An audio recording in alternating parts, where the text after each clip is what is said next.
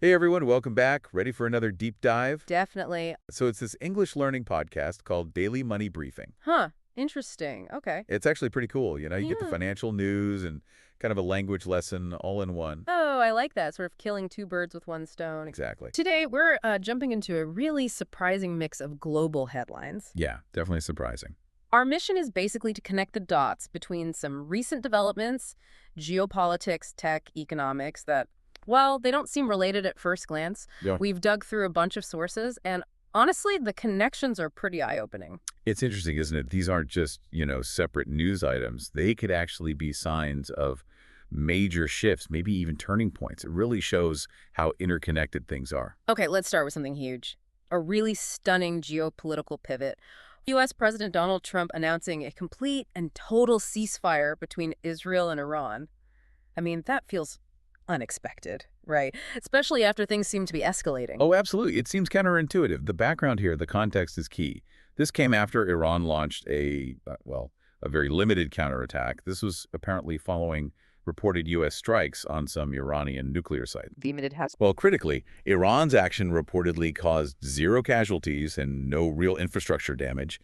And then you have Trump on Truth Social actually praising Iran for showing restraint. It's quite a turn. Okay, wow. And the terms, are they specific? Very specific. The ceasefire kicks in 6 hours after both sides finish their current missions and pull back.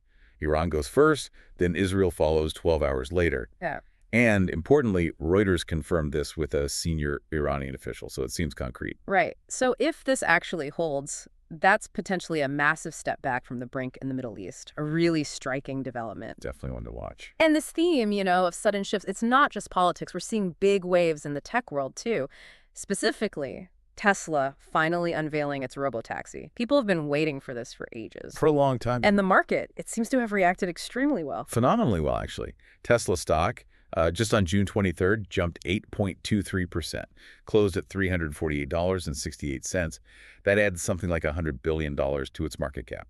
Just like that. Yeah, pushed its valuation to $1.14 trillion. Yeah. Huge numbers.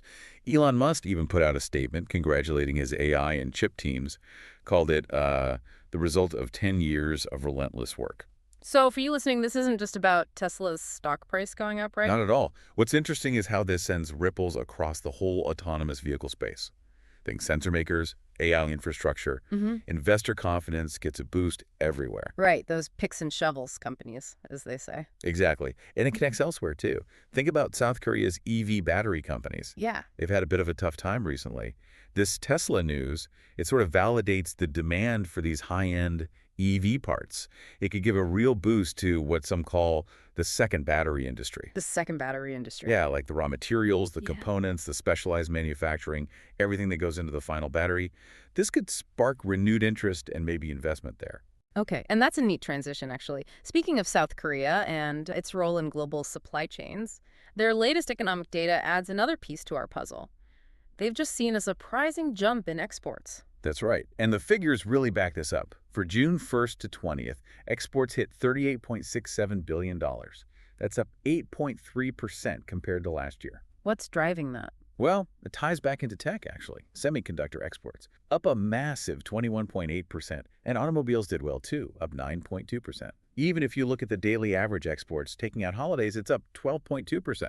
And this is despite trade tensions. Yeah, interestingly, exports to the U.S. were still at 4.3%. And the overall trade balance was positive, about $2.62 billion. So that's another really clear sign, isn't it? Korea's economy, which relies so much on exports, is definitely picking up steam.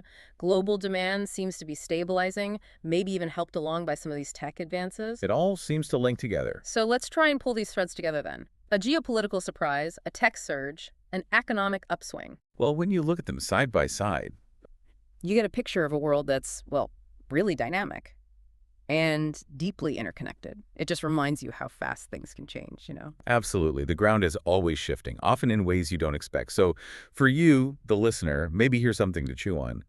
How might these things, the surprise ceasefire, the soaring tech stock, the booming exports, keep influencing each other?